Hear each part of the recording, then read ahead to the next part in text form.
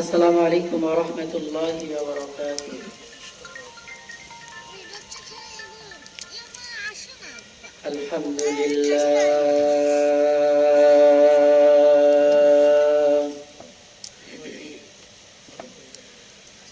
আলহামদুলিল্লাহি নাহমাদুহু ওয়া নাস্তাঈনুহু ওয়া নাস্তাগফিরুহ ওয়া নু'মিনু বিহি ওয়া নাতাওয়াক্কালু আলাইহি ওয়া নাউযু বিল্লাহি মিন শুরুরি আনফুসিনা ওয়া মিন সাইয়্যাতি আ'মালিনা। من يهد الله فلا مضل له ومن يضلله فلا هادي له وأشهد أن لا إله إلا الله وحده لا شريك له وأشهد أن سيدنا ومولانا محمدا عبده ورسوله المصطفى صلى الله تعالى عليه وعلى آله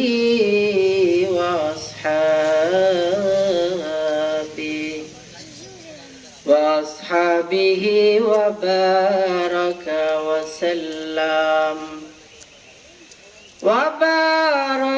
وسلم تسليما كثيرا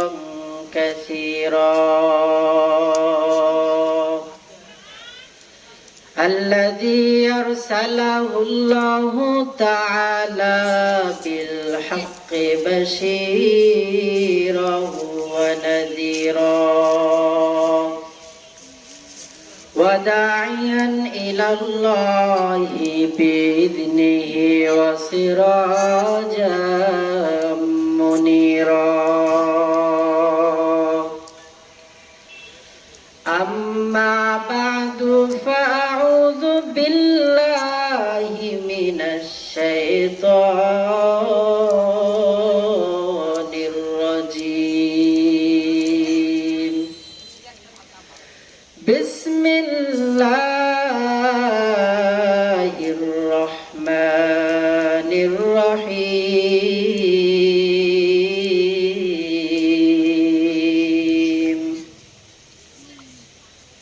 والعصر إن الإنسان لفي خسر إلا الذين آمنوا وعملوا الصالحات وتواصوا بالحق وتواصوا بالصبر. وقال النبي صلى الله عليه وسلم كل أمتي يدخلون الجنة إلا من أبى أو كما قال النبي عليه الصلاة والسلام. صدق الله مولانا العظيم وصدق رسوله النبي الكريم ونحن على ذلك لمن الشاهدين والشاكرين والذاكرين والحمد لله رب العالمين.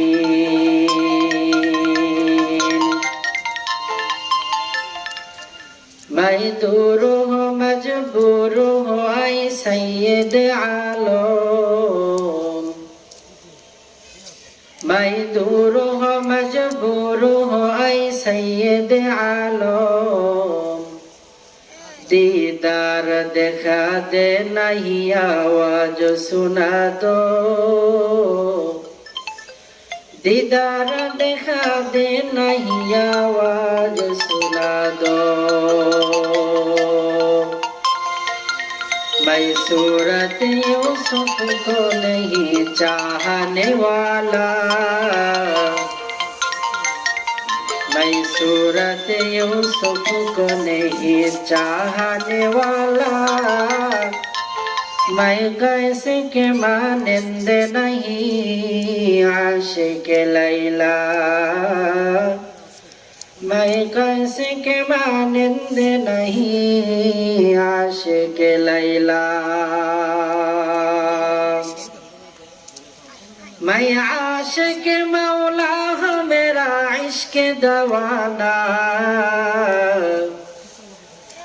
मैं आशिक मौला हूँ मेरा इश्क दवाना ये जुमला जहाँ जिसके तजल्ली से उजाला ये जुमला जहाँ जिसके तजल्ली से उजाला अल्हम्दुलिमन क़द्दर खैरा व क़बला अल्हम्दुलिमन क़द्दर खैरा व क़बला والشكر لمن صور حسنا وجمالا والشكر لمن صور حسنا وجمالا لا إله إلا الله محبت जिकिर करी لا إله إلا الله لا إله إلا الله لا إله إلا الله لا إله إلا الله لا إله إلا الله لا إله إلا الله لا إله إلا الله لا إله إلا الله আসমান জমিন গায়রুল্লাহ মাজার বাজার গায়রুল্লাহ পাহাড় পর্বত গায়রুল্লাহ লা ইলাহা ইল্লাল্লাহ লা ইলাহা ইল্লাল্লাহ লা ইলাহা ইল্লাল্লাহ সিজদা করব না গায়রুল্লাহ সিজদা করব ইল্লাল্লাহ নবী ওলি গায়রুল্লাহ লা ইলাহা ইল্লাল্লাহ লা ইলাহা ইল্লাল্লাহ লা ইলাহা ইল্লাল্লাহ লা ইলাহা ইল্লাল্লাহ মুহাম্মাদুর রাসূলুল্লাহ দাও খোদা দাও আমায় আবার উমর দারাজ দিল দাও খোদা দাও আমায় আবার উমর দারাজ দিল দাও আলীর মতো বীর সেনানী আলীর মতো বীর সেনানী জাগাতে নিখিল দাও খোদা দাও আমায় আবার উমর দারাজ দিল দাও খোদা দাও আমায় আবার দারাজ দিল। হামজাকে দাও ঘরে ঘরে জীবন দিতে অকাতরে। আবার কাবা ভাঙতে এলে পাঠাওয়া বাবিল। দাও খোদা দাও আমায় আবার ওমর দারাজ দিল। দাও খোদা দাও আমায় আবার ওমর দারাজ দিল। আলহামদুলিল্লাহ, পৃথিবী নামক গ্রহের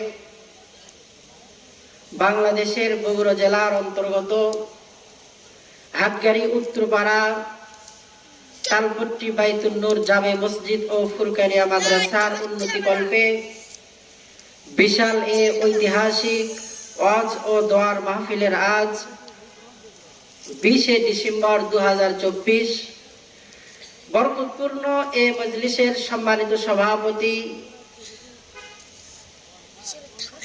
জনাব মোহাম্মদ ওয়াজেদ আলী পরামানিক, অবসরপ্রাপ্ত সিনিয়র ওয়ারেন্ট অফিসার সেনাবাহিনী, আজকের এই বরকতপূর্ণ মজলিসের সম্মানিত প্রধান অতিথি, বিশেষ অতিথিবৃন্দ, মুআজ্জাজ মুকাররম, জাতির মাথার মুকুট ওরাসাতুল আম্বিয়া হযরত উলামায়ে কেরাম, দূর দূরান্ত থেকে আগত আল্লাহ পাকের আশিকিন, জাকিরিন, শাকিরিন, মুহিব্বিন, মুরব্বিয়ান এজাম, কলিজার টুকরা যুবক বন্ধুগণ, স্নেহের ছোট ভাই, পর্দার আড়ালে অবস্থানরতা শ্রদ্ধেয়া সম্মানিতা মা ও বোনেরা, সকলের প্রতি অন্তরের অন্তঃস্থল থেকে আন্তরিক অভিনন্দন ও মোবারকবাদ।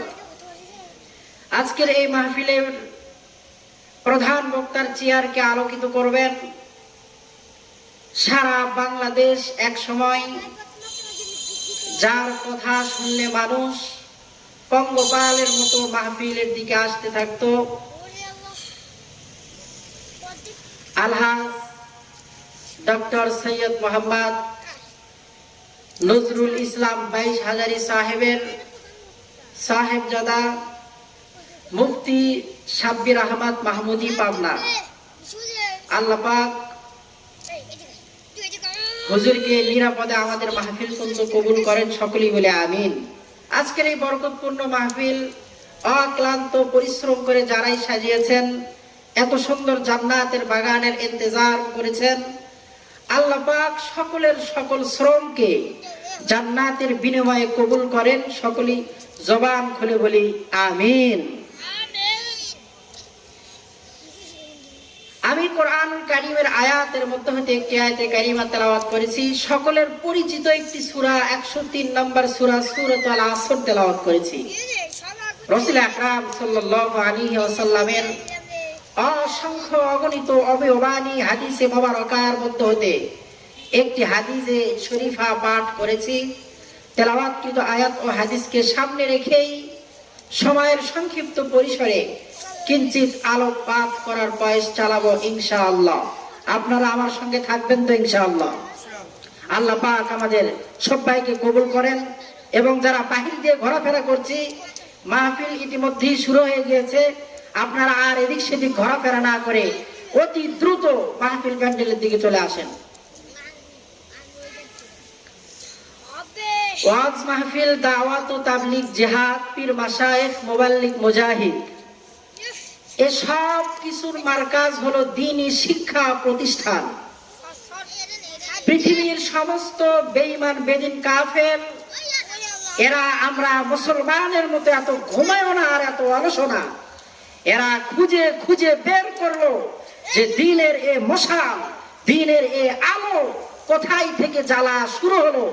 মূল টার্গেটে যদি আমরা আঘাত করতে পারি, তাহলে ওয়াজ মাহফিল বন্ধ করে দাও বলতে হবে না, দাওয়াত ও তাবলীগ বন্ধ করে দাও বলতে হবে না, মসজিদগুলোকে তালাবদ্ধ করে দাও বলতে হবে না, ইমামের ইমামতি ছুটিয়ে দাও বলতে হবে না, মুয়াজ্জিনের মুখ থেকে আল্লাহু আকবারের ধ্বনি আজান বন্ধ করে দাও বলতে হবে না।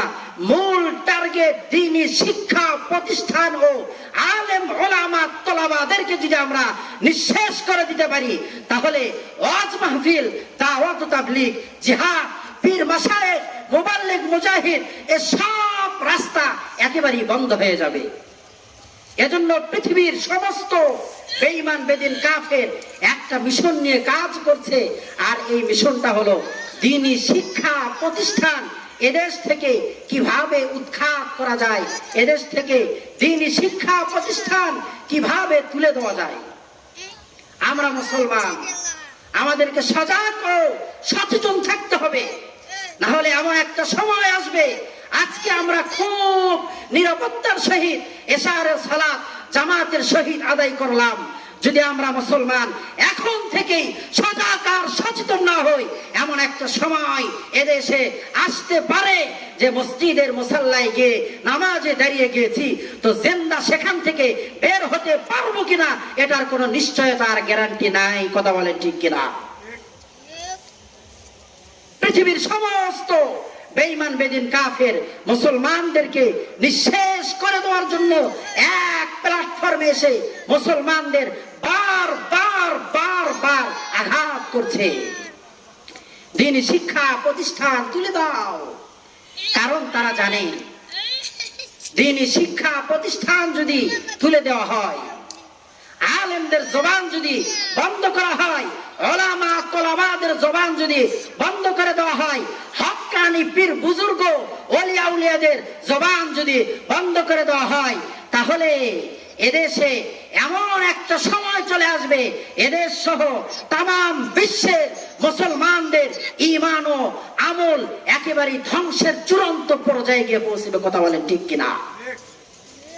দ্বীনি শিক্ষা প্রতিষ্ঠান বন্ধ হয়ে যাবে তো মানুষ জিহাদ বুঝবে না, দ্বীনি শিক্ষা প্রতিষ্ঠান বন্ধ হয়ে যাবে, মানুষ নামাজে দাঁড়িয়ে কি পাঠ করতে হয় মানুষ বুঝবে না, দ্বীনি শিক্ষা প্রতিষ্ঠান বন্ধ হয়ে যাবে, মানুষ সওয়াবের কাজ করবে, কি বললে কি হয়, কি বললে কত নেকি, এগুলো মানুষ বুঝবে না। দ্বীনি শিক্ষা প্রতিষ্ঠান আলেম ওলামা তোলাবাদের জবান বন্ধ হয়ে যাবে তো তাবলীগ এদেশ থেকে একেবারে নির্মল এবং ধ্বংসের চূড়ান্ত পর্যায়ে গিয়ে পৌঁছবে। জানে যে আলেমদের জবানকে যদি আমরা বন্ধ করতে পারি তাহলে তাবলীগ বন্ধ করে দাও বলতে হবে না, আলেমের জবান বন্ধ, মাদ্রাসা বন্ধ, হক্কানি পীর মাশায়েখ ওলিয়া উলিয়াদের জবান বন্ধ, এদেশে তাবলীগ বন্ধ। এজন্য সমস্ত বেঈমান বেদিন কাফের একজোট হয়ে তাবলীগের কাজকে তারা বিভ্রান্ত করার চেষ্টা করছে। কথা বলেন ঠিক কিনা? আল্লাহ আর আল্লাহ পাকের ইতাআত ছাড়া কারো ইতাআত জায়েজ আছে? কথা বলেন জায়েজ আছে? আল্লাহ আর আল্লাহ পাকের ইতাআত ছাড়া কারো ইতাআত জায়েজ নাই। তাবলীগের মধ্যে ভাগ আছে না নাই? এখন নাকি দুই ভাগ, এক আলেম ওলামাদের জাতির শ্রেষ্ঠ সন্তান আলেম ওলামাদের একটা তাবলীগ, আর একটা জাহেল এবং জালেমদের তাবলীগ। আপনারা কাদের দলে থাকতে চান? কথা বলেন, কাদের দলে থাকতে চান? আলেমদের দলে থেকে কোরআন সুন্নাহ অনুযায়ী তাবলীগের প্রচার প্রসার এদেশে হবে। কেউ যদি মনে করে যে ওই ইন্ডিয়ার দালালি করে আমরা এদেশে তাবলীগকে প্রচার প্রসার করতে চাই, তাহলে তাদেরকে স্পষ্ট ভাষায় বলতে চাই, ইন্ডিয়ার দশক আওয়ামী লীগ সরকারকে যেরকম এদেশ থেকে এদেশের তাওহীদি মুসলমান পালাতে বাধ্য করেছে, এমন একটা সময় আসবে তোমাদেরকে এদেশ থেকে পালাতে দেওয়া হবে না, টুঙ্গির ময়দানে জিন্দা দফন করে দেওয়া হবে। কথা বলেন ঠিক কিনা?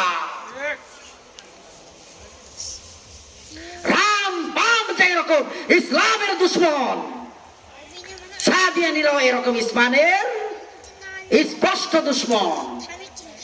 এতদিন আলেমদের পিটাইতো ক্ষমতায় বসিয়া, এতদিন আলেমের কমরে রশি বাঁধত ক্ষমতার মসনদে বসিয়ে, এতদিন আলেমের গলায় ফাঁসির রশি লেগে ফাঁসিতে ঝুলাইতো ক্ষমতায় বসিয়ে, আলেমের শরীরের ভেতরে বন্দুক চালাইতো, আলেমের বক্ষের ভেতরে ছুরি চালাইতো। পালাইতো, তো এখন দেখি দোসররা ঠিকই পালায়ন করছে, কিন্তু তাদের কিছু চেলা পাওয়া এখনো এদেশে আছে না নাই বলেন? আলেমরা এখনো নিরাপদে নাই, আলেমদের বুকে এখনো রক্ত ঝরছে আলেমদের। আমাদের বগুড়ার এক ভাই শহীদ হয়েছে, আল্লাহ পাক তাকে জান্নাতের সুউচ্চ মাকাম দান করেন, সকলেই বলে আমিন। সব পালায়ন করছে, কারো খবর নেই, কিন্তু কিছু দোসররা এখনো আছে। কোথায় যে গেল কাউকে পাওয়া যায় না। পাতি নেতা, ছোট নেতা, খাটো খাটো নেতা, ধলা নেতা, কত নেতা দেখলাম বাবা, এখন আর কারো কোনো খবর নাই। এমপি মন্ত্রীরই খবর নাই, বাকি চেলা পাওয়ালাদের তো খবর আরো নাই। কথা বলেন ঠিক কিনা? হ্যারিকেন লাগিয়ে এবার কাউকে খুঁজে পাওয়া যাচ্ছে না। এমপিরা সব কোথায় গেল, কোথায় কাদের কাকা, তাদের ছাড়া দেশটা কেমন লাগে ফাঁকা ফাঁকা। কথা বলেন ঠিক কিনা? এমপিরা সব কোথায় গেল, কোথায় কাদের কাকা, তাদের সারা দেশটা কেমন লাগে ফাঁকা ফাঁকা। আর ডায়লগ শোনা যায় না, পালাবো না পালাবো না পালাবো না, যায় না কভু দেখা, তাদের সারা দেশটা কেমন লাগে ফাঁকা ফাঁকা। কথা বলেন ঠিক কিনা? এদেশে আজান ঠিকই আছে, যারা আজানকে বন্ধ করে দেওয়ার পায়তারা চালিয়েছিল তারা নেই। এদেশে হক্কানি ওলামা পীর মাশায়েখ বুজুর্গ ঠিকই আছে, কিন্তু যারা জালেম জুলুম করেছিল তারা আর এদেশে নেই। কোরআনের আওয়াজ চলবে, কেউ কোরআনের এ বাণীকে বন্ধ করতে পেরেছে? কথা বলেন, কোরআনের বাণীকে বন্ধ করতে পেরেছে? কোরআনের জিম্মা স্বয়ং আল্লাহ পাক নিয়েছে। এ জাহিলুল মুরাক্কাব গুলো এটাও বোঝে না যে কোরআনের জিম্মা আল্লাহ পাক নিয়েছে। কোরআনকে যারা বিদায় করতে চাবে তারা নিজেরাই বিদায় হয়ে যাবে। কোরআন ঠিকই থাকবে, আলেম ঠিকই থাকবে, ওলামা ঠিকই থাকবে, তোলাবা ঠিকই থাকবে, মাদ্রাসা ঠিকই থাকবে, মসজিদ ঠিকই থাকবে, ইমাম মসজিদের মুসাল্লায় ঠিকই থাকবে, আজান মসজিদের মিনার থেকে ঠিকই হবে। ওরা জানে যে দ্বীনি শিক্ষা প্রতিষ্ঠান যদি বন্ধ করে দেওয়া হয় তাহলে মসজিদের মিনার থেকে হক কথা বলা বন্ধ হয়ে যাবে। ওরা জানে দ্বীনি শিক্ষা প্রতিষ্ঠান আলেমকে যদি শেষ করে দেওয়া হয় তাহলে মসজিদের মিনার থেকে সহি আওয়াজে, সহি তেলাওয়াতের, কোরআনের তেলাওয়াতের আওয়াজ এমনিতেই বন্ধ হয়ে যাবে। ওরা জানে যদি মাদ্রাসা বন্ধ করে দেওয়া হয় তাহলে মসজিদের মিনার থেকে আর আজানের আওয়াজ আসবে না। ওরা জানে মাদ্রাসাকে যদি বন্ধ করে দেওয়া হয় তাহলে জিহাদের ময়দানে একজন মুজাহিদ যাবে, ভীতু হয়ে সে পেছনের দিকে চলে আসবে। কিন্তু ওরা জানে না আমরা মুসলমান, আমরা মরতেও জানি, আমরা মারতেও জানি। মুসলমান যেই কদম দ্বীনের পতাকা বন্ধ করার জন্য একবার সামনের দিকে অগ্রসর করে, কোন বেঈমানের ভয়ে, কোন বাতিলের ভয়ে ওই কদম আর মুসলমান পেছনের দিকে হটায় না। কথা বলেন ঠিক কিনা? মুসলমান আমাদেরকে সজাগ থাকতে হবে, সামনের দিকে এগিয়ে যেতে হবে। বুলেট মুসলমানের বুকে লাগে, পিঠে নয়। আর যারা মুনাফিক তাদের বুলেট পিঠে লাগে, বুকে নয়, কারণ তারা জিহাদের ময়দান থেকে পলায়ন করছে। কথা বলেন ঠিক কিনা?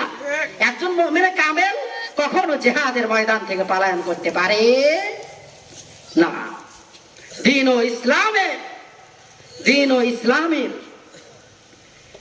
ইসলামের মুসলমান নামক মুনাফিকরা দ্বীন ও ইসলামকে যতটুকু ধ্বংসের দ্বার প্রান্তে নিয়ে গিয়েছে, একজন কাফেরের দ্বারাও দ্বীন ও ইসলামের এত ক্ষতি হয় নাই। কথা বলেন ঠিক কিনা? কথা বোঝেন না?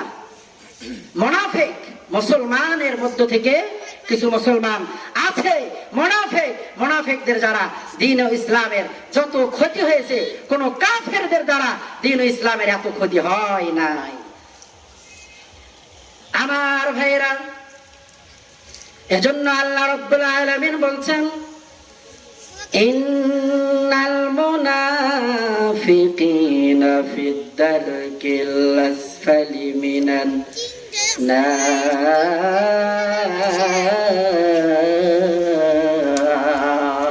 আল্লাহু আকবার জোরে বলেন। আল্লাহ তাআলা বলছেন ইন্নাল মুনাফিকিনা ফিদ দারকিল আসফালি মিনান নার, মুনাফিকদের ঠিকানা হয়ে যাবে জাহান্নামের তলদেশে। জাহান্নামের তলদেশে একজন মুনাফিকের স্থান। তাহলে তলদেশের পরে আর কিছু আছে নাকি? কথা বলেন। তলদেশের পরে আর কিছুই নেই, যা আছে সব উপরে। জাহান্নামের তলদেশে মুনাফিকদের স্থান হয়ে যাবে, আর তার উপরে কাফের বেঈমান সহ সমস্ত গুনাহগার গুলো জ্বলতে থাকবে। ওই জাহান্নামের নিচে কত বড় জাহান্নাম, ওই জাহান্নাম কত বড়, ওই জাহান্নামের কত গর্ত। আল্লাহ পাকের রাসূল সাহাবায়ে কেরামদেরকে নিয়ে বসে আছে। কিছুক্ষণ পর বিকট একটা আওয়াজ হয়ে গেল। সাহাবায়ে কেরামগণ জিজ্ঞাসা করলেন, ওগো আল্লাহর নবী, এত বিকট আওয়াজ কিসের হলো? আল্লাহ পাকের রাসূল চুপ হয়ে বসে গেলেন। সঙ্গে সঙ্গে জিবরিল আমিনের আগমন। ওগো মায়ার নবী, দয়ার নবী, চিন্তা করার কোনো কারণ নাই গো। আজ থেকে ৭০,০০০ বছর আগে আল্লাহ তাআলা জাহান্নামের উপরিভাগ থেকে একটা পাথর নিক্ষেপ করেছিলেন, ছেড়েছিলেন। আজ ৭০,০০০ বছর পর ওই পাথরটা জাহান্নামের তলদেশে গিয়ে পৌঁছালো। আমার ভাইরা, ৭০,০০০ বছর পর যদি জাহান্নামের উপর থেকে নিচে পাথর এসে পড়ে, তাহলে একটা বার অনুমান করে দেখে জাহান্নাম কত গর্ত। এই গর্তের ভেতরে আল্লাহ তাআলা মুসলমান নামের মুনাফিকদের ফেলবে। মুসলমান কালেমা ঠিকই পড়েছে, নামাজ ঠিকই পড়েছে, কিন্তু সে মুনাফিক। তার উপরে এক, ভেতরে আর এক। উপরে বলে আমি দিনকে জিন্দা করতে চাই, ভেতরে ভেতরে আলেম ওলামা তোমাদেরকে শহীদ করে জবে করে দিনকে একেবারে মাটির সঙ্গে মিশিয়ে দিতে চায়। কথা বলেন ঠিক কিনা? জাহান্নামের আগুন বড় ভয়াবহ। ওই জাহান্নামের আগুনকে আল্লাহ তাআলা ৩০০০ বছর জ্বালালেন। ৩০০০ বছর জ্বালানোর পরে জাহান্নামের আগুনের রং কালো। প্রথম ১০০০ বছর জ্বালালেন। ফেরেশতারা বললেন, আল্লাহ, জাহান্নামের আগুন ১০০০ বছর জ্বালিয়েছি। আল্লাহ তাআলা রাগ হয়ে গেলেন, আর ডাক দিয়ে বললেন, ফেরেশতারা রে, আমার বান্দাদেরকে আমি রব বানাইছি আমার ইবাদত করার জন্য। আমার বান্দা যখন আমার কদমে সেজদায় না লুটাইয়া আমি আল্লাহ তাআলার দাসত্ব গোলামি বাদ দিয়া মানুষের দাসত্ব গোলামি করে, ওই বান্দার জন্য ১০০০ বছরের প্রজ্বলিত আগুন আমি রব যথেষ্ট মনে করি না, আরো ১০০০ বছর জ্বালা। ১০০০ বছর জ্বালানোর পরে জাহান্নামের আগুনের রং লাল। আর ১০০০ বছর জ্বালানোর পরে জাহান্নামের আগুনের রং হয়ে গেল সাদা। ২০০০ বছর জ্বালানোর পর ফেরেশতারা আল্লাহ পাকের নিকটে আসতে, আল্লাহ ২০০০ বছর জ্বালাইছি। আল্লাহ তাআলা জানিয়ে দিলেন, ও ফেরেশতার দল, আমি আমার বান্দাদেরকে বানিয়েছিলাম আমার রাস্তায় জীবন দেওয়ার জন্য, দিনের পথে শহীদ হওয়ার জন্য, দিনকে জিন্দা করার জন্য, দিনের পতাকা বুলন্দ করার জন্য। আমার বান্দাদেরকে আমি রব জিহাদের ময়দানে পাই নাই, নামাজ নামাজের মুসল্লাই পাই নাই, মসজিদে পাই নাই, ও বান্দা রোজা রাখছে এই আমলের ভিতরে পাই নাই, নেক আমলের ভিতরে পাই নাই। ওরে বান্দা আরো 1000 বছর জ্বালা। এদেরকে এখান থেকে উঠে দেন।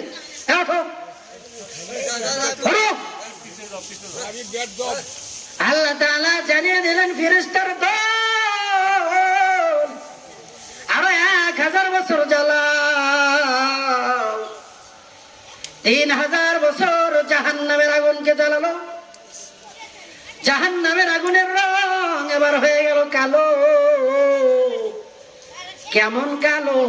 যে কালোর ভেতরে আলোর কোনো অবকাশ নাই। যেই কালো এমন কালো যে কালোর ভিতরে এখানে বাতি জ্বালাইছেন আলো হয়েছে, যত আলোই জ্বালান না কেন জাহান্নামের আগুন যদি এখানে নিয়ে আসা হয় তাহলে সব আলোগুলো কালো হয়ে যাবে। নবী আদম দুনিয়াতে আসার পর আল্লাহ তাআলাকে বললেন, আল্লাহ ক্ষুধা পাইছে, খাবার খাইতে চাই, আগুনের দরকার, আগুন দেন। আল্লাহ তাআলা ফেরেশতাদেরকে বললেন, ফেরেশতারা ওই জাহান্নামের আগুনটারে ৭০,০০০ বার সাগরের পানিতে ডুবাও আর চুবরাও। ৭০,০০০ বছর ৭০,০০০ বার চুবরানের পরে আদম নবীকে দিছে। আদম নবী রান্না করার জন্য পাতিলের নিচে দিছে। পাতিলও পুড়ছে, পাতিলের ভেতরে ভাত তরকারি যা ছিল সব পুড়ছে। এই হালো। নবী আদম বললেন, আল্লাহ কি দিলেন, কেমনে রান্না করে খাবো? পাতিলও পুড়ে শেষ, পাতিলের ভেতরে যা ছিল তাও পুড়ে শেষ। জাহান্নামের আগুন যদি কারো কলিজায় লেগে দেওয়া হয়, এখানে যদি লেগে দেওয়া হয় কনিষ্ঠ আঙ্গুলিতে, দুনিয়ার আগুন হাতে লাগলে হাত জ্বলে, সমস্ত শরীরগুলো ঠিক থাকে। জাহান্নামের আগুন যদি শরীরের কোনো একটা জায়গায় স্পর্শ করে পুরা শরীরটা সঙ্গে সঙ্গে ভুনা হইয়া যাবে। আল্লাহ পাকের রাসূল যেদিন মেরাজে গেলেন, প্রথম আসমানে নবী আদমের সঙ্গে আমার পয়গম্বরের দেখা। এবার কথোপকথন হলেন, আল্লাহর পয়গম্বর দ্বিতীয় আসমানে যাবেন। ফিরিয়ে আবার নবী আদমের দিকে তাকালেন। নবী আদম একবার ডানের দিকে তাকায় আর মুস্কি মুস্কি হাসে, আবার বামের দিকে তাকায় কান্না করে, কান্না করে, এক সময় বিকট আওয়াজে কান্না করে। আমার আপনার নবী জনাবে মুহাম্মদ মুস্তাফা ডাক দিয়ে বললেন, ও বাবা আদম, আপনি কান্না করে, আবার কান্না করার মাঝে বিকট আওয়াজে কান্না করেন। ডান দিকে তাকিয়ে হাসেন, বাম দিকে তাকিয়ে কান্না করেন। নবী আদম ডাক দিয়ে বলে, ও নবী, আমার সুসন্তান, শ্রেষ্ঠ সন্তান আমার, তাহলে আবার শোনেন, শোনেন, আমার যে সমস্ত সন্তানগুলো নেকের আমল করে কবরের বাড়িতে ঢুকছে, আল্লাহ তাআলা তাদেরকে জান্নাতের নাজ নিয়ামত দান করছে। আমার সন্তানগুলো জান্নাতের নাজ নিয়ামতে আত্মহারা হয়ে লাফাইতেছে আর গান গাইতেছে আর আনন্দ করতেছে। সন্তানের আনন্দ দেখলে বাবার কলিজা কি ভরে যায় কি যায় না? মার কলিজা ভরে যায়, বাবার কলিজা ভরে যায়। বাবা আদমের কলিজা ভরে গেছে, এই জন্য মুস্কি মুস্কি আসে। ওগো আল্লাহর নবী, শোনেন, শোনেন, আমার যে সমস্ত সন্তানগুলো গুনাহের কাজ করছে, আল্লাহর গোলামি করে নাই, তাগুতের গোলামি করছে, অন্যের কদমে সেজদা লাগাইছে, ওই সমস্ত বান্দাদেরকে আল্লাহ পাক জাহান্নামের ভেতরে ফালাইয়া দিছে। আমি বাবা আদম দেখিয়া, সন্তানের কষ্ট দেখিয়া সহ্য করতে পারি না, এজন্য আমি বাবা আদম বারবার কান্না করি গো নবী। ও নবী, আপনি কেন একবার বিকট আওয়াজে কান্না করলে? নবী আদম ডাক দিয়ে বলে, রে পয়গম্বর মুহাম্মদ, আমার যে সমস্ত সন্তানগুলো জাহান্নামের আগুনের ভেতরে গেছে, ওই জাহান্নামের আগুনের সঙ্গে যখন উপরের দিকে উঠে আমি বাবা দেখে সহ্য করতে পারি না, অনেক উপরের দিকে উঠে আবার নিচের দিকে নামে, আবার উপরের দিকে ওঠে, আবার নিচের দিকে উঠে গো নবী, আমি বাবা কেমন করে আমার সন্তানের আযাব গুলো সইতে পারি? এজন্য আমি আযাব দেখে দেখে বিকট আওয়াজে কান্না করি। জাহান্নামের ভয়ে মানুষ কান্না করে না, অথচ পাথর কান্না করে। পয়গম্বর মুসা আলাইহিস সালাম রাস্তা দিয়ে যাইতেছে, তাকিয়ে দেখে রাস্তার পার্শ্ব থেকে পাথরের ভেতর থেকে কান্নার আওয়াজ। ওগো পাথর, কেন কান্না করো? পাথরের জবান খুলে গেছে। ভাইরা আমার, একটু ভালো মতো খেয়াল করবেন।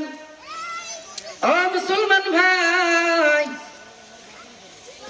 আল্লাহর পয়গম্বর মুসা বলছে, পাথর তুমি কেন কান্না করো? বিনাইয়া বিনাইয়া কেন কান্না করো?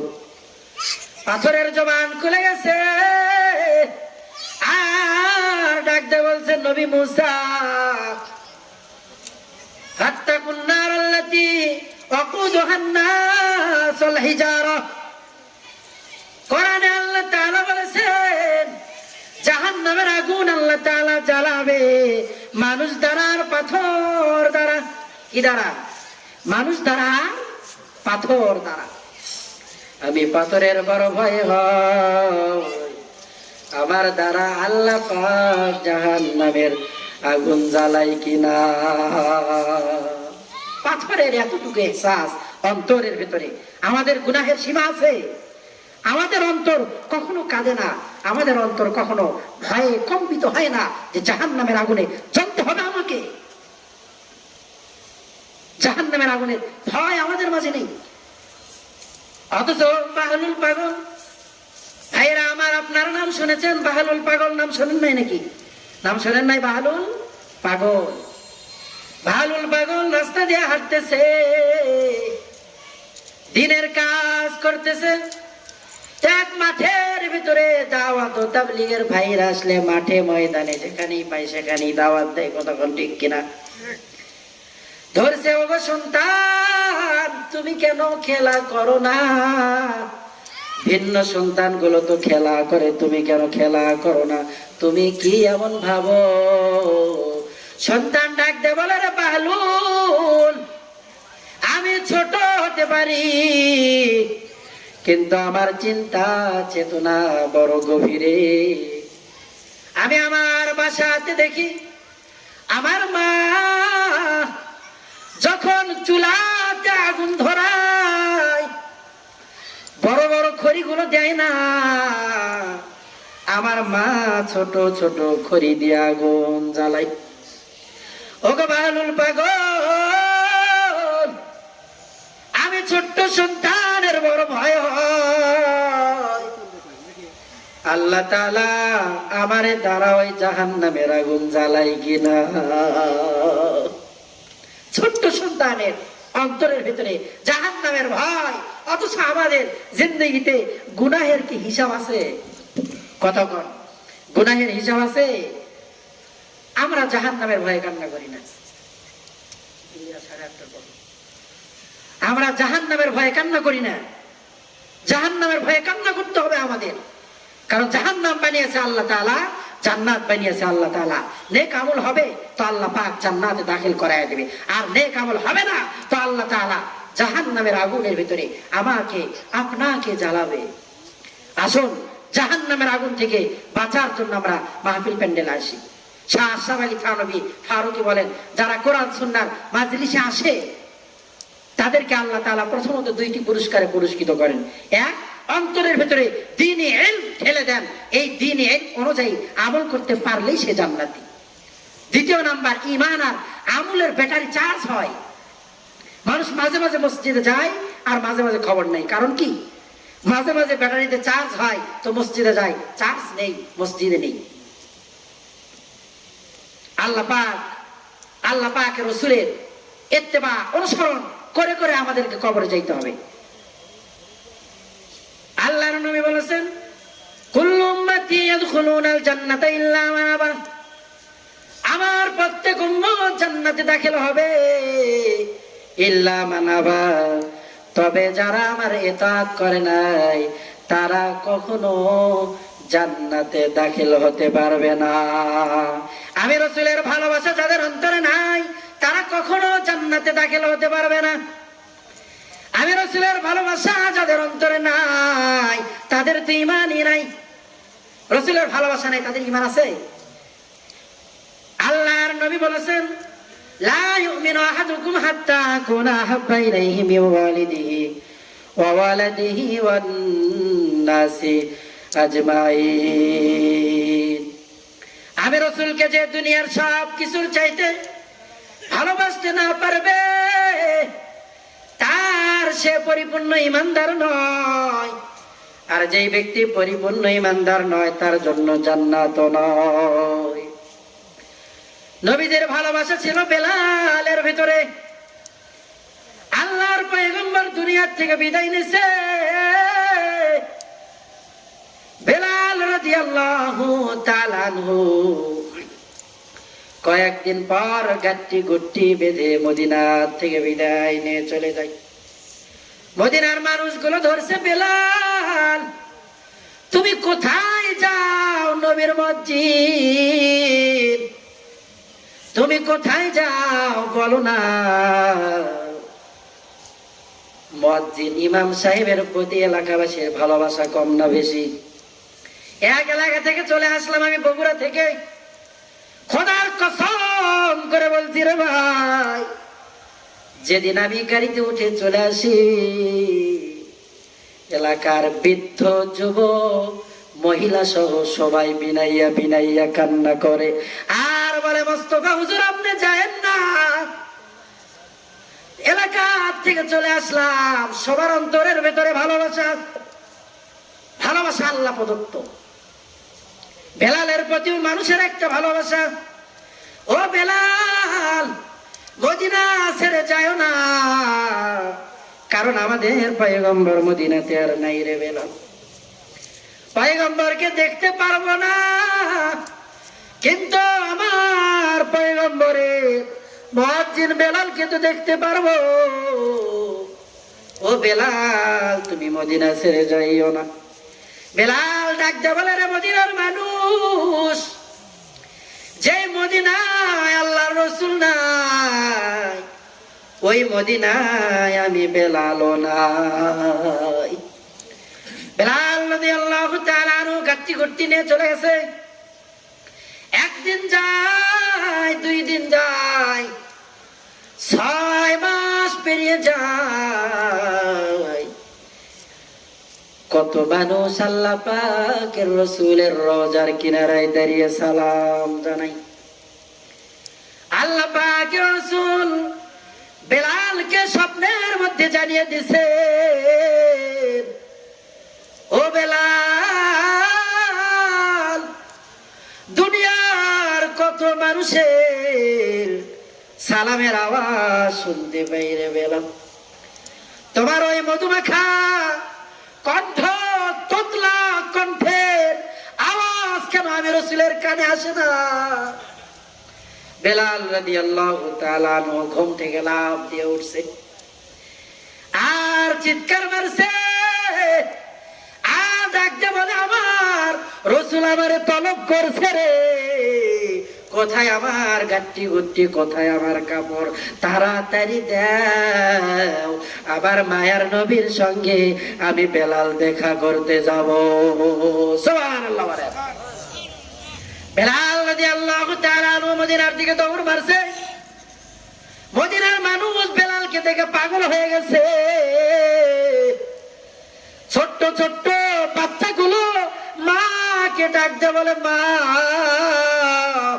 আল্লাহর নবীর মুয়াজ্জিন বেলালকে দেখলাম মা। আল্লাহর পয়গম্বর মনে হয় মদিনার জমিনে আসতে গো মা। আল্লাহর পয়গম্বর মনে হয় মদিনাতে চলে আসতে, কারণ নবীজির মুয়াজ্জিন বেলালকে দেখলাম বেলাল দৌড়াইতেছে। ও মা, নতুন জামা পরিধান করাইয়া দাও, আমাদের শরীরের ভিতরে ভালো ভালো দামি আতর পারফিউম ব্যবহার করে দাও। ও মা, চোখে সুরমা লাগাইয়া দাও, আমার পয়গম্বরের সঙ্গে দেখা করার জন্য যাব। যাওয়ার পরে দেখে আল্লাহর পয়গম্বর নাই, বেলাল রওজার কিনারায় দাঁড়িয়ে কান্নায় বেলাল রাদিয়াল্লাহু তাআলা আনহু বেহুশ হয়ে গেছে। আল্লাহর পয়গম্বর রওজার ভেতরে ডেকে ডাক দিয়ে বলছে, রে বেলাল, গত 6 মাস আমি যত কষ্টে ছিলাম, আমার কেমন জানি শূন্য শূন্য শূন্য শূন্য লাগতো রে বেলাল। কারণ ভালোবাসার মানুষ, কাছের মানুষ কাছে না থাকলে শূন্য শূন্য লাগে কিনা? মেয়ে নেই বাসায়, বাসায় একাই ঘুমাইতেছেন, বুকটা খালি খালি লাগবে, কারণ আমার কলিজার টুকরা মেয়ে বাসায় নেই, তাকে আমি ভালোবাসি জান প্রাণ দিয়ে। আল্লাহর পয়গম্বর বললেন, বেলাল, আমার কলিজাটা কেমন যেন ঠান্ডা হয়ে গেল। বেলাল, গত 6 মাস আমি যতটুকু না শান্তি পেয়েছি, তোমার সালামের আওয়াজ শুনে আমি পয়গম্বর আজকে বড় আনন্দিত। আল্লাহর পয়গম্বর আমাদের জন্য কান্না করেছেন। আল্লাহর পয়গম্বর ওই উম্মতের জন্য কেমন কান্না করেছেন। নবী আমার যেদিন দুনিয়াতে আসবেন, মা আমিনা বর্ণনা করেন, আমার সন্তান যেদিন দুনিয়াতে আসে, দুনিয়াতে আসার পর আমার সন্তান সেজদায় লুটিয়ে পড়ছে। সেজদায় লুটিয়ে পড়ার পরে কান্না করে, আমি আমার কানটা আমার সন্তান মুহাম্মাদের মুখের কাছে নিলাম। মুখের কাছে নেওয়ার পর শুনি আমার সন্তান শিশু মুহাম্মদ বলছে, আল্লাহ আমার গুনাহগার উম্মতদেরকে মাফ করবেননি। 3 দিন হলো মদিনাতে আমার নবীর খবর নাই। ওমরের মেজাজ বড় খারাপ হয়ে গেছে।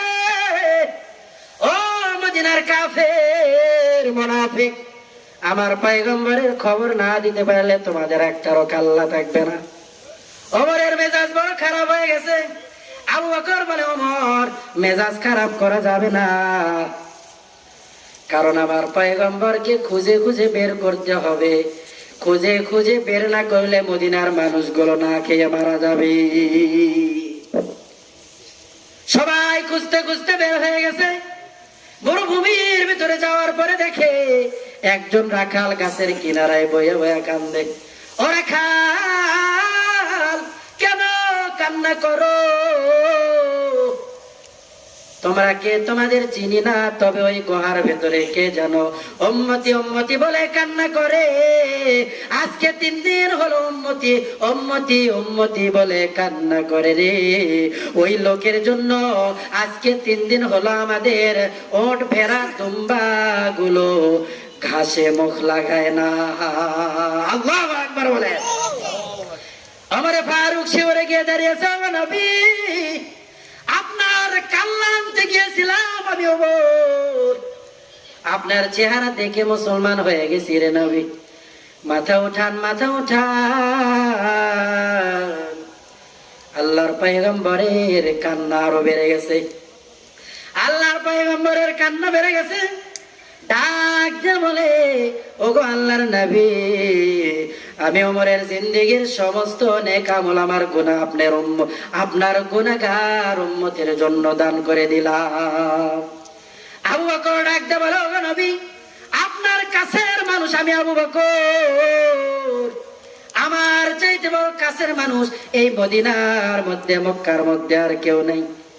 আমার জিন্দেগীর সমস্ত আমল আপনার গুনাহগার উম্মতকে দান করে দিলাম। এরপরও মাথা উঠান। আল্লাহর পয়গম্বর মাথা উঠায় না। নবীজির কলিজার টুকরা ফাতেমাকে নিয়ে আসা হলো, বাবা মাথা উঠান, আমার জিন্দেগীর সমস্ত আমল আপনার উম্মতের নাজাতের জন্য দান করে দিলাম। নবী আমার মাথা উঠায় না, ডাক দিয়ে বললো, বাবা আমার কলিজার টুকরা হাসান আর হোসাইনকে আপনার গুনাহগার উম্মতের জন্য কুরবানি করে দিলাম। আল্লাহু আকবার জোরে বলে। দিনের জন্য, আমাদের জন্য হাসান হোসাইন শহীদ। আজকে আমরা মুসলিম জাতি, আমাদের অবস্থা বড়ই করুন। সারা বিশ্বের মুসলিম জাতি আজ এক অশান্তির বেড়াজালে আবদ্ধ। মুসলমানরা আজ ইহুদি, খ্রিস্টান, বেঈমান, নাস্তিকদের হাতে লাঞ্ছিত, বঞ্চিত, নিষ্পেষিত, অবহেলিত, অত্যাচারিত। কথা বলেন ঠিক কিনা? সারা বিশ্বের মুসলিম জাতিকে একতাবদ্ধ হয়ে কোরআন সুন্নাহর আলোকে কালেমার পতাকাকে উড্ডীন করে ধরতে হবে, না হলে কিয়ামত হয়ে যাবে। এই বাংলার জমিন থেকে হাজারো দোসর আসবে, হাজারো জালেম আসবে যাবে, এদেশে কোনোদিন ইসলামী রাষ্ট্র কায়েম হবে না। কথা বলেন ঠিক কিনা? ইসলামী রাষ্ট্র কায়েম করার জন্য যদি ডাক আসে আল্লামা মামুনুল হকের পক্ষ থেকে, যদি ডাক আসে শায়েখে চরমনায়ের পক্ষ থেকে, যদি ডাক আসে আমিরে জামাত ও হেফাজতের পক্ষ থেকে, টেকনাফ থেকে তেতুলিয়া পর্যন্ত, পোরশা থেকে পাতুরিয়া পর্যন্ত সমস্ত মুমিন মুসলিম সকলেই এক প্ল্যাটফর্মে এসে এদেশ থেকে সমস্ত তাগুত ইসলাম বিদ্বেষী সমস্ত শক্তিকে জিন্দা দাফন দেব। কথা বলেন ঠিক কিনা? এখনই সময়। এই সময় যদি না হয়, ঝড় উঠেছে আম কুড়াইতেই হবে। এই সময় যদি না হয় কিয়ামত হয়ে যাবে। জিন্দেগিতে এদেশে কোনোদিন কোরআনী রাজ কায়েম হবে না। এমন জালেম শাসক আমাদের উপরে চেপে বসেছিল গত দীর্ঘ 16টি বছর। আলেমদেরকে অনেক জ্বালিয়েছে, আলেমদেরকে ফাঁসির কাস্টে ঝুলিয়েছে, আল্লামা সাইদিকে ধুকে ধুকে জেলখানার মধ্যে মেরেছে। কি কারণ? কোরআনের কথা বলে, হাদিসের কথা বলে। আমরা এবার সবাইকে দেখা শেষ, চাচা, এরপরে বুবু, আপা, সবাইকে দেখা শেষ। এবার কোরআন সুন্নাহর বাংলাদেশ। কথা বলেন ঠিক কিনা? সবাইকে দেখা শেষ। সবাইকে আমরা দেখেছি যখন নির্বাচন চলে আসে, মাথায় পট্টি বাঁধে, মাথায় টুপি পরে, এদেশের সহজ সরল মানুষের সঙ্গে ধোঁকাবাজি করে, সহজ সরল মানুষের সঙ্গে দাগাবাজি করে ভোটটা নিয়ে ইসলামের বিদ্বেষী জালেম ফেরাউনের রূপ ধারণ করে, নমরুদের রূপ ধারণ করে। কথা বলেন ঠিক কিনা? কারো কথা শোনার সময় নেই। এবার কোরআন সুন্নাহ বাংলাদেশ। কোন একদিন এদেশের আকাশে কালেমার পতাকা দুলবে, সেদিন সবাই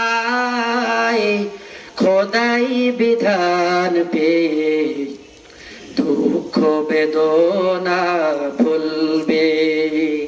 কোরআনী বিধান চালু হয়ে গেলে সমাজে থাকবে না খুন, সমাজে থাকবে না দাগাবাজ, ধোঁকাবাজ, সমাজের মধ্যে থাকবে না কোনো টেন্ডারবাজ, সমাজের মধ্যে থাকবে না কোনো গাঁজাখোর, সমাজের মধ্যে থাকবে না কোনো মদখোর। কথা বলেন ঠিক কিনা? কোরআন সুন্নাহ অনুযায়ী দেশ চলবে, শান্তির ছায়ালাভ দেশের ভিতরে হয়ে যাবে। সমাজে শান্তি নেই কেন জানেন? কোরআন সুন্নাহর বাতি আমাদের ঘরে জ্বালানো নেই। এজন্য আসুন সবাই একতাবদ্ধ হয়ে কোরআন সুন্নাহর আলোকে জ্বালানোর জন্য, কালেমার পতাকা উড্ডীন করার জন্য সকলেই একতাবদ্ধ হয়ে এক প্ল্যাটফর্মে এসে আগামী দিন ইসলামের বিজয় আমরা দেখতে চাই। সকলেই বলেন আমিন। যতটুকু কথা বললাম আল্লাহ তাআলা আমাকে আমল করার তৌফিক দান করেন, আপনাদেরকেও আমল করার তৌফিক দান করেন। ওয়া আখির দাওয়ানা আলহামদুলিল্লাহি রাব্বিল আলামিন। সময় অতি অল্প, 8:30 বাজে। কমন নয় বক্তব্য চলে আসবেন ইনশাআল্লাহ। যারা এখনো বাইরে ঘোরাফেরা করছি